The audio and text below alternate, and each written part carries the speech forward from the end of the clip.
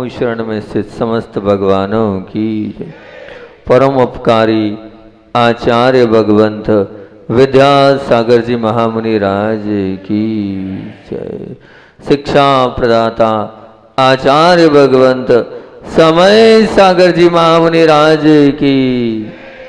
परम पूज्य मुनिवर दुर्लभ सागर जी महामुनि राज की जय। समस्त मुनि संघ की जय। हमने चाहा ही नहीं हालत बदल सकते थे, हमने चाहा ही नहीं हालात हमारे बदल सकते थे। मेरे आंसू उनकी आंखों से निकल सकते थे। हम तो ठहर गए झील के पानी की तरह, यदि दरिया बनते तो बहुत दूर निकल सकते थे। यदि दरिया बनते तो बहुत दूर निकल सकते थे। पुनीत आत्माओं, आज का दिन रिक्त होने का दिन है, आज का दिन खाली होने का दिन है। आज का दिन भराव का नहीं, आज का दिन दुराव का नहीं, आज का दिन छुपाव का नहीं, आज का दिन तो स्वीकृति का दिन है, स्वीकार करने का दिन है। बाहर की स्वीकृति नहीं, भीतर की स्वीकृति। बाहर की ममता की स्वीकृति नहीं, भीतर की समता की स्वीकृति का दिन है। आज कायोत्सर की चर्चा नहीं है, आज तो आत्म उत्सर्ग की चर्चा है। आज अकिंचन है, जहाँ कुछ नहीं रहता उस अवस्था का नाम अकिंचन है। जहाँ मन से वचन से काय से हम सब छोड़ते हैं, उस दिव्य गंगा का नाम अकिंचन्य धर्म है।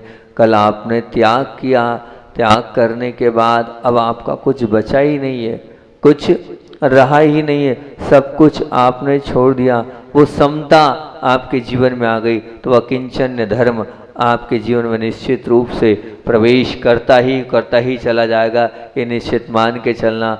अकिंचन धर्म जो गुरुजी कहते थे, वो गुरुजी की कुछ बातें मैं आपके बीच में रखता हूँ कि गुरुजी अकिंचन धर्म को किस प्रकार से कहते थे। आचार्य भगवान कहते थे, मन की इच्छाओं को खाली कर देना ही अकिंचन्य धर्म है। मन के अंदर जो आपके अंदर जो इच्छाएं, उन इच्छाओं को दबा देना ही अकिंचन धर्म है। गुरुदेव कहते थे कि परिग्रह के संस्कार त्याग देना, उनको भुला देना, भविष्य की अपेक्षाओं को नहीं रखना और वर्तमान को लात मार देना, मन वचन काय से खाली कर देना, यही अकिंचन धर्म है। परिग्रह के संस्कार को त्याग कर दो, बिल्कुल भूत को भूल जाओ और वर्तमान और क्या करना है, और भविष्य की अपेक्षा नहीं रखो, ये अकिंचन धर्म है। पुराना भूल जाओ, मेरा था नहीं, जो हो गया सो हो गया। जितना पुराना भूलते जाओगे उतना अकिंचन धर्म के साथ आप जुड़ते चलाओगे। अभी पुराना थोड़ा बहुत भी आपके पास है, अकिंचन धर्म नहीं आ सकता। वो पुराना जो था वो गया, अब क्या करना है, अब भविष्य की अपेक्षा भी नहीं रखना है मुझे। भविष्य को भी हमें कोई चिंता नहीं करना है कि मेरा भविष्य में क्या होगा, अब कल किस प्रकार से मेरा गुजारा होगा, उसको भी छोड़ दो। ये गुरुदेव की शब्द है। और गुरुदेव कहते फिर क्या, वर्तमान में रहे। बोले वर्तमान को भी लात मार दो, वर्तमान से भी कोई वास्ता नहीं, क्या बस, तो फिर किससे वास्ता रखना है। वास्ता अकिंचन धर्म कहता है, किसी से वास्ता मत रखो, मन वचन को खाली कर दो। तो निश्चित रूप से मन में जो चल रहा है, वचन में जो चल रहा है, काय की जो प्रवृत्ति चल रही है, उन सबको भुला देने का नाम ही अकिंचन धर्म है। सारी इच्छाएं जहां विसर्जित हो जाए वो अकिंचन धर्म है। निश्चित मान के चलना। जैसे मान लीजिए शारीरिक बीमारी के उपचार के लिए आप कहाँ डॉक्टर और वैद्य मिल जाएंगे, परंतु मन को अगर आपको निकालना है तो जो इच्छा रूपी बीमारी ने आपको घेर रखा है, बस उन इच्छाओं को विसर्जित कर दो, तो निश्चित मानना अकिंचन धर्म आपके जीवन में आ जाएगा, आ सकता है। आप चाहें बस उस अकिंचन धर्म को अपने पास लाना तो सब कुछ आ सकता है। वो कौन ला सकता है। मान लीजिए टेलीफोन या मोबाइल पर आपको बात करनी है, तो पता है मोबाइल में बात करनी होती है ना, तो इस पूरी आवाज़ के भड़कम में भी आप मोबाइल पर बात कर लेते हो। निश्चित मान के चलना कि आपको अगर अपना काम होता है तो आप उस काम के लिए चाहे जहाँ से भी, जैसे भी, जिस प्रकार से भी रुचिपूर्वक आप उस कार्य को कर लेते हो, क्योंकि आपको वो करना है इसलिए आप कर लेते हो। इसीलिए इसी प्रकार से अगर आप चाहोगे कि मुझे सबसे अलग होना है तो आप सबसे बीच में भी इसी प्रकार से अलग रह सकते हो। रुचि होना चाहिए रहने की। बताओ, सच बताओ, अभी अगर फ़ोन आ गया कोई ग्राहक का तो इतनी इसमें भड़कम में भी, ये म्यूजिक में भी आप ऑर्डर ले लोगे और ऑर्डर दे दोगे।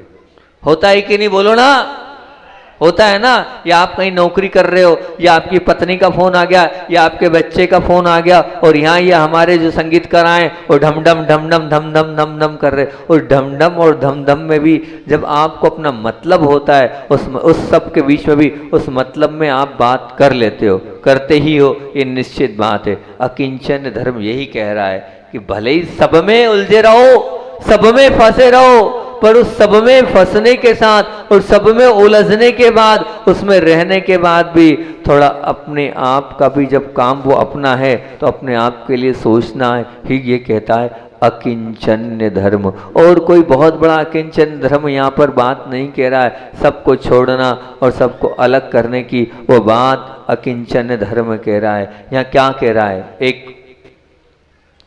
घर था, एक परिवार था, उस परिवार में युग संयोग की बात है कि पिता की मृत्यु हो गई। अब पिता की मृत्यु हो गई, जॉइंट फैमिली थी, पूरा परिवार मिलजुल कर रहता था, सब एक साथ एक ही छत के नीचे और एक ही चूल्हे के अंदर भोजन सामग्री बनती थी। अब लेकिन जब तक कोई एक कहना चाहिए ना आइडियल पर्सन नहीं होता तब तक ही साम्राज्य चलता है, और जब वो आइडियल पर्सन या आदर्श व्यक्ति तो चला जाता है तो एक बिखराव और एक टूटन सी होने लगती है। बस घर में अलग अलग माताएं थी, अब अलग अलग माताओं ने कहा अब नहीं रहेंगे साथ, अब बस अब नहीं रहेंगे साथ, तो अपने आप जो है वो बिखराव होने लगा और एक दूसरे के साथ टूटन फूटन होने लगी। ये जितनी बहनें हैं, इन बहनों से मैं इतना ही कहूँगा, कुछ करो या ना करो, लेकिन इतना ध्यान रखना कि जिस घर में जाओ उसको तोड़ना मत, उसको फोड़ना मत, उसको तोड़ना मत, उसको फोड़ना मत। तुम तोड़ोगे फोड़ोगे तो निश्चित ध्यान रखना सुख शांति का अनुभव नहीं कर पाओगे। ध्यान रखना केची का काम मत करना, सुई का काम करने जाना। केची काटने वाली होती है और सुई सीलने वाली होती है, तो तुम सुई बनकर घर परिवार में जाना। बस वही हुआ और घर की उन माताओं के झगड़ों में भाई लोग भी बहक गए और भाई लोग भी बहक गए। तो फिर जब पिता की मृत्यु के बाद हिस्से की बात हुई, सब अलग अलग थे। बड़े भाई ने, छोटे भाई ने, सबसे पहले छोटा भाई बोलता है ये मेरा ये तेरा, ये चालू हो गया, ये मेरा तेरा। उसने ये मेरा ये तेरा, दूसरा कहता है ये तेरा ये मेरा। दूसरा भाई लड़ रहे हैं, ये मेरा कर ले, ये तेरा कर ले, वो कह रहा है ये तेरा ये मेरा, आपस में बात चल रही हैगी। तीसरा भाई स्वाध्यायशील था, गुरुओं से जुड़ा हुआ था और अपने जीवन में उसने समझा था कि वास्तविकता में क्या धर्म होता है। उसने कहा न मेरा न तेरा, जग ये चिड़िया रेन बसेरा। न मेरा न तेरा, ये संसार कैसा है, चिड़िया रेन बसेरा। ये निश्चित मान के चलना, इस प्रकार की मानसिकता के साथ जो रहेंगे, न मेरा है न तेरा है, मेरा तेरा करते करते पूरा जीवन बीत गया। लेकिन होगा क्या, बहुत सी चीज़ों को आप मेरा मेरा कहते हो ना। एक लिस्ट तैयार करो, आप एक कहानी तैयार करो अपने आप की। मैं रोज बोलता हूँ लिखा करो, आप लिखोगे तो एकाग्रता आपकी बढ़ेगी। तो रोज कहता हूँ कि क्या अच्छा कार्य किया वो लिखो, क्या बुरा कार्य किया वो लिखो, क्या इच्छाएं वो लिखो। आज मैं कह रहा हूं आप किस किस को मेरा मानते हो उसको लिखो। कौन आपके मेरे हैं जिनको आप कहते हो ये मेरा ही है।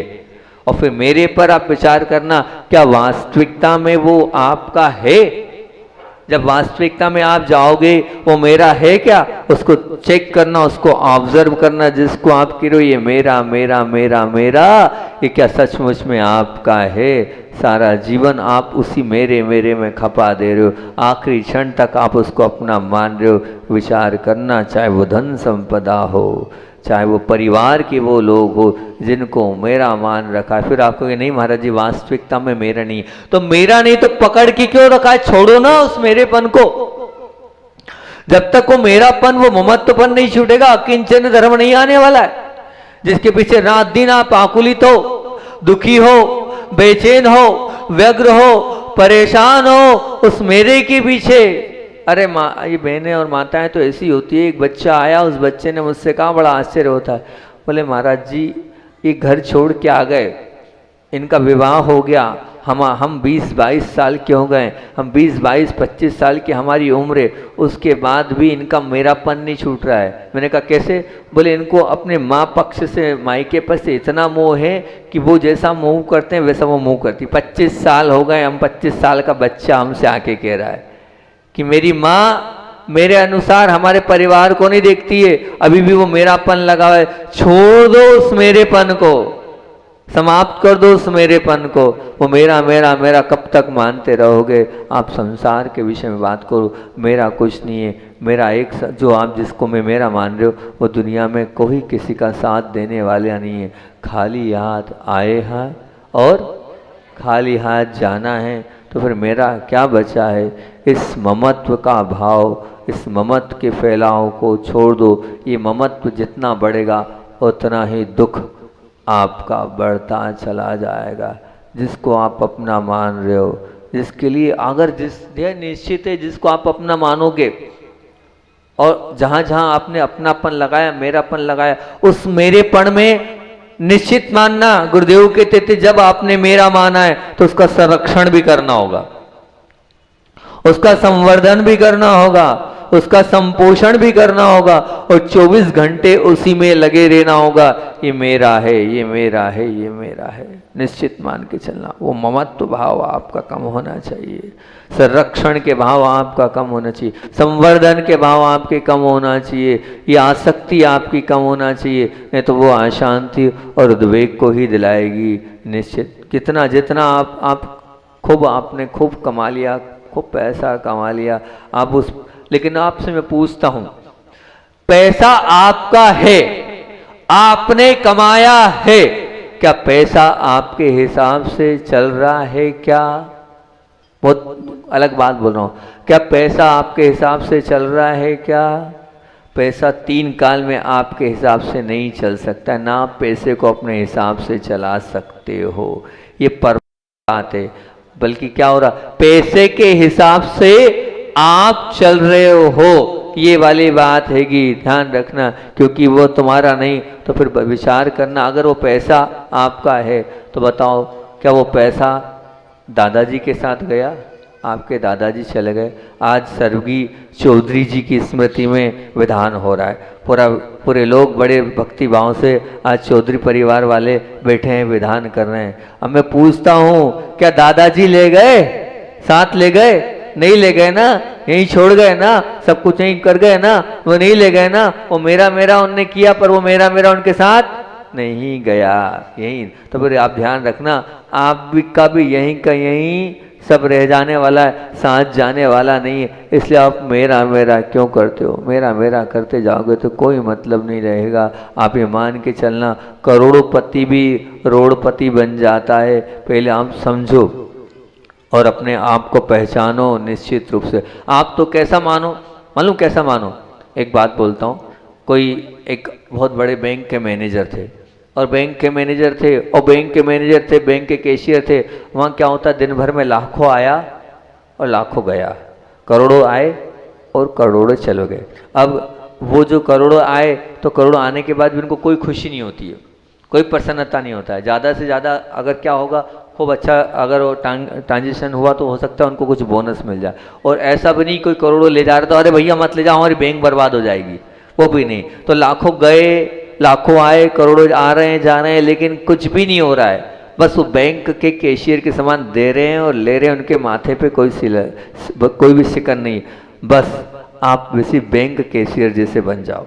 जैसा बैंक कैशियर है ना, आया तब भी कोई विकल्प नहीं और गया तब भी कोई विकल्प नहीं है। ये कितने लोग हैं जब वो कैशियर के समान बनेंगे, बैंक के कैशियर के समान। सच में आपका बैंक कैशियर के समान अगर आपका वो जीवन बन गया तो वो बिक्री 25,000 की हुई तो भी विकल्प नहीं, और मान लीजिए बिक्री नहीं भी हुई तो भी विकल्प नहीं। अपने जीवन को उस बैंक कैशियर के समान बना लो। लेकिन नहीं, आपके अंदर वो ममत्व जुड़ जाता है, वो मोह भाव जुड़ जाता है, वो अंदर से राग भाव जुड़ जाता है, तो बस मेरा मेरा आपको लगता रहता है और मेरे मेरे में आप टिके रहते हो। एक बार एक वस्तु बहुत कीमती थी, और वो वस्तु बहुत कीमती थी, और वो वस्तु जो है वो गुम गई। जब वो वस्तु मिल नहीं रही थी तो नौकर से बोले वो जानते हो वो बहुत कीमती वस्तु थी, बहुत महंगी वस्तु थी, और वो वस्तु तुमने ढूंढी? अब वो बोले हाँ ढूंढ ली, नहीं मिली। फिर दूसरी बार बोला समझो बात को, उस वस्तु को ढूंढो, बहुत महंगी थी वो जो है वो एंटिक पीस था, एंटिक की कीमत कुछ अधिक होती हैगी। बोले हाँ, वो ये मत समझना वो 10-20-50,000 की थी, बहुत कीमती थी। अब वो पूरे समय मतलब ढूंढने का प्रयास भी किया लेकिन नहीं मिली, और अब विकल्प किसको है? मालिक को है, क्योंकि वस्तु किसकी घूमी?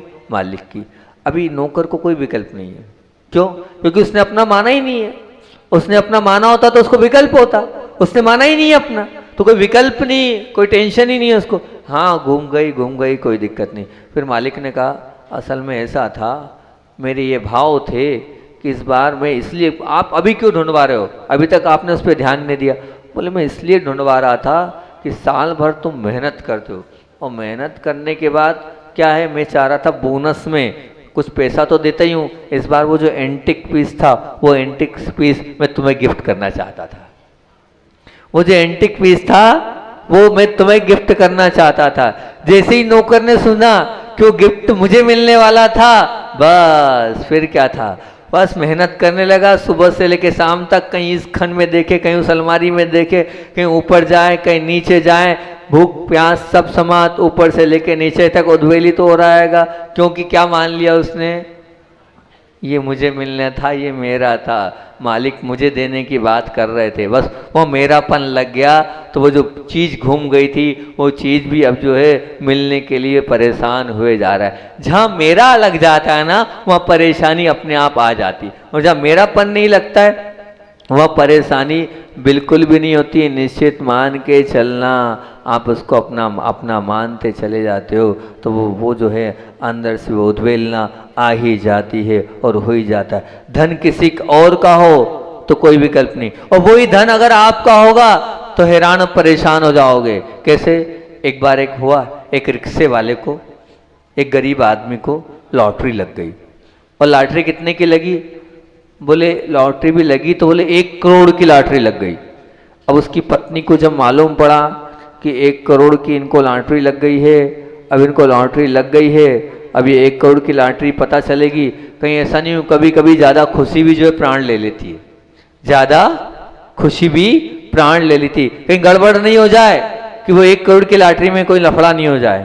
तो अब उसने सोचा क्या करना है। एक पंडित को मानती थी, पंडित के पास पहुंची और पंडित से आवेदन निवेदन किया कि जो है हमारे पतिदेव को 1 करोड़ की लॉटरी लगी है, और इस 1 करोड़ की लॉटरी में जो है कहीं ऐसा नहीं हो कि वो पैसा देखे और एकदम मदहोश हो जाए, उनकी स्थिति खराब हो जाए।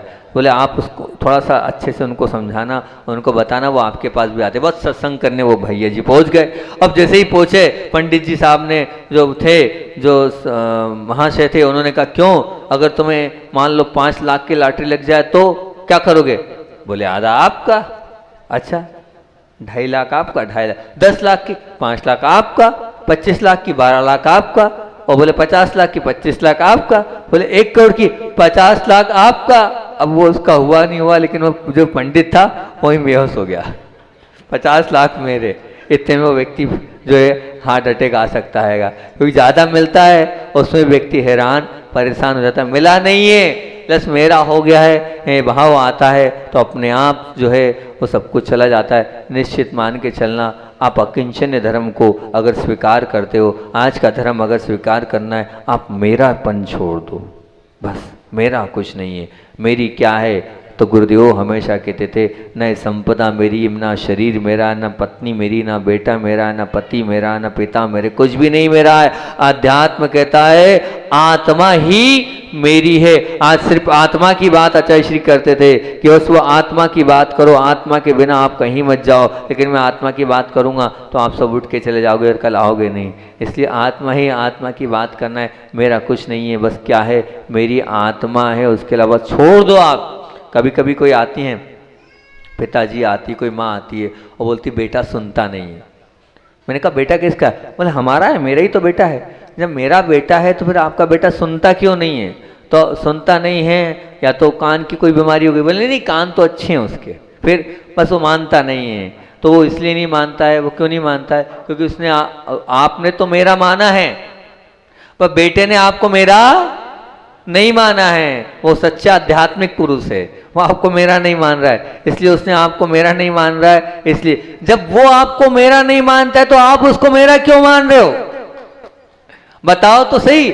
जब वो आपको मेरा नहीं मान रहा है कि मेरे पिताजी, मेरी माँ जो बोल रही वो मैं करूं, तो फिर आप उसको मेरा मेरा करके क्यों अपने आप को और आदर ध्यान में ला रहे हो? भैया कितनी बड़ी गलती कर रहे हो और आप उसको मेरा मान रहे हो। गुरुदेव कहते थे कि जब ऐसी परिस्थिति आए, ऐसी स्थिति आए तो कर्तव्य करो। क्या करो? कर्तव्य करो। कर्तव्य क्या कहलाता है? समझा भर दो, लेकिन पीछे मत पड़ो। कर्तव्य करने के बाद आप कर्ता मत बनो, आप कर्ता बन जाते हो कि मेरा बेटा है, मेरे अनुसार चलना चाहिए, मेरी पत्नी है, मेरे अनुसार चलना चाहिए, मेरे पति है, मेरे अनुसार चलना चाहिए। आप कर्ता बन जाते हो। जब कर्ता बन जाते हो वहाँ कहानी खत्म हो जाती है, वहाँ आद्रोध वाली बात हो जाती है आपका ही पति, मान लिया, हम मानते हैं, लेकिन अपना स्वयं का उनका भी तो स्टेटस है, उनकी स्वयं की तो इच्छाएं, तो उनको उनके हिसाब से जीने दो ना। वो जिस प्रकार से जी रहे हैं उनको अपने हिसाब से करने दो ना। लेकिन वो मेरापन लग जाता है। वो अगर मेरा मानते हैं तो आपके इशारे से मानना चाहिए, आपके संकेत को मानना चाहिए, आपके चेहरे को देख के वो अपने आप को बदल लें, तब मानना कि वो मेरा है। नहीं तो बस आप भी समझो, जब वो मुझे मेरा नहीं मानते तो मैं उनको क्यों अपना मानूं? मुझे भी छोड़ना है। और अच्छा है, पता है मैं तो बहुत अच्छा मानता हूँ। क्या अच्छा मानता हूँ? मैं ये अच्छा मानता हूँ कि कभी कभी ये जो द्वेष है ये वैराग्य का कारण बनता है। ये द्वेष है ये वैराग्य का कारण बनता है। क्यों? क्योंकि अगर मान लो कोई बेटे को नहीं चाहता है, या कोई माँ नहीं चाहती है, कोई पत्नी पति को नहीं चाहता है, तो निश्चित उसको लगता है मेरा कोई नहीं है। कब कब लगता है उसको मेरा कोई नहीं है? जब चाहता नहीं है। तो मैं कहता हूँ बहुत अच्छी बात है, मोहनी है ही नहीं, मोह कर्म है ही नहीं, मोह नहीं है, वो मेरा नहीं है मान रहा है, बहुत अच्छी बात। वो अपने आप वो देव शास्त्र गुरु से जुड़ने लगेगा, अपने आप गुरु के पास आने लगेगा। बहुत सारे वैराग्य में कारण यही है। बहुत सारे लोगों के वैराग्य को झांक कर देखा तो उसमें लगा मेरा है ही कौन, मुझको माँ चाहती नहीं, मुझको पत्नी चाहती नहीं, मुझे भाई चाहता नहीं, या कोई चाहता नहीं, तो क्या करें, हम मोक्ष मार्ग में आगे बढ़ जाएं। तो बहुत अच्छा बात है, क्योंकि अगर ज़्यादा मोह होगा तो निश्चित रूप से ये मान के चलना वो मोह हमें आगे बढ़ने नहीं देगा। इसलिए आप शिकायत मत करो, माताओं पिताओं आप शिकायत मत करो, आप सिर्फ कर्तव्य करते चलो। क्या करना है आपको?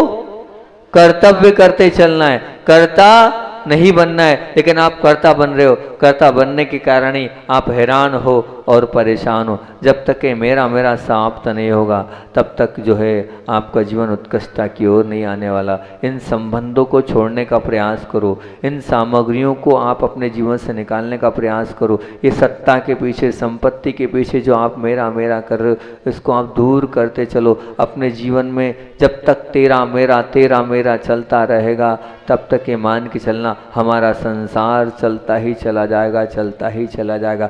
और आज हर घर में एक ही चीज लगी है, ये तेरा और ये मेरा। सच्चाई को समझो, ममत्व को छोड़ो और प्रसन्नता और आनंद के साथ अगर जीवन जीना है तो ना तेरा ना मेरा। और ये संसार कैसा है, ये जग कैसा है, चिड़िया रेन वरिस बसेरा है। तो इस बात को अपने जीवन में ले लाओ और लाकर अपने जीवन को उत्कृष्ट और महान बनाओगे तो बहुत अच्छी बात है। कि इतना ही कहूँगा कि मेरेपन को छोड़ना है और कुछ समय के लिए, कुछ पल के लिए आप सबको अलग करके मात्र अपनी आत्मा को मेरा मानना, आपको एक अलग ही शांति की अनुभूति होगी। आचार्य भगवान की बात को बोलकर अपनी बात को विराम दूंगा कि आचार्य श्री जी एक ऐसी कीर्ति पात्र व्यक्तित्व हैं जिसका नाम पूरे भारतवर्ष में नहीं अपितु पूरे विश्व में सुविख्यात था। अतः उनकी छवि को निहारने के लिए अनेक बंधुजन प्रायकर आते थे। सन 2005 में जून गर्मी की बात हैगी और उस समय भरी गर्मी में आचार्य श्री जी जो बाहर तख्त पर वह गैलरी में बैठे हुए थे और वहीं से एक जो है वहाँ पर सागर से एक सज्जन जिज्ञासु आचार्य श्री के दर्शन करने आए और दर्शन करने के बाद उन्होंने प्रश्नों की झड़ी लगा दी। इसी बीच में उन्होंने एक प्रश्न किया, महाराज साहब आपका बैंक बैलेंस कितना है? महाराज साहब आपका बैंक बैलेंस कितना है? आचार्य श्री जी समझ गए कि ये निश्चित रूप से जब ऐसी बात कर रहा है तो निश्चित रूप से जैनेतर बंधु सा लग रहा है। तो जैन साधु तो जैन साधु की निष्पह प्रवृत्ति से वो अनभिज्ञ सा लग रहा है। तो आचार्य श्री ने कहा बस पीछी और कमंडल यही मेरे पास है। फिर पुनः उसने प्रश्न किया, अरे आपके नाम से तो इतनी सारी बड़ी बड़ी दाल मिले हैं, इतने सारे ट्रकों पर, इतने सारे बसों पर, इतने सारे विद्यालयों पर, जो देखो उतनी सारी कॉलोनियाँ हैं, सब कॉलोनी पर आपका नाम रख रहा, कुछ तो होगा। आप बताओ नहीं बताओ ये अलग बात है, लेकिन कहीं ना कहीं थोड़ा बहुत तो आपका रेशो उसमें होता ही होगा, कुछ ना कुछ तो बैंक बैलेंस आपका होगा। आचार्य श्री जी उसको लेकर मुस्कुराने लगे और हंसकर बोले, अरे भाई हमारे पास तो ये दो उपकरण हैं, एक है पीछी और एक कमंडल, यही हमारा बैंक बैलेंस है। इसी बैलेंस से अपना जीवन चला रहे हैं। और ध्यान रखना, आपको ये भी मत मानना ये हमारे हैं, क्या ये पीछे कमंडल भी हमारे नहीं है। बोले क्या? और पीछे कमंडल भी हम छोड़ देते हैं, जब ध्यान में बैठते हैं तो इस बैंक बैलेंस को भी हम नील कर बैठते हैं। फिर उसके बाद बोले इतना ही नील नहीं करते हैं, फिर बोले ये जो शरीर है ना इसको और क्या कर देते हैं, शून्य कर देते हैं। और उस वक्त इस शरीर को हम पड़ोसी समझते हैं और पड़ोसी समझने के बाद सिर्फ वहाँ पर हम समयसार का ध्यान करते हुए सिर्फ अपनी आत्मा को ही मेरा मानते, बाकी मेरा कुछ नहीं है। क्या है? तो मेरी सिर्फ आत्मा है। ये जितना बाहरी दृश्य दिख रहा है वो मेरा नहीं है। जब भी आप मेरे तक पहुंच जाओगे, आप सब मेरे तक पहुंचो। इन्हीं भावना से बोलिए आचार्य विद्यासागर जी महामुनि राज की।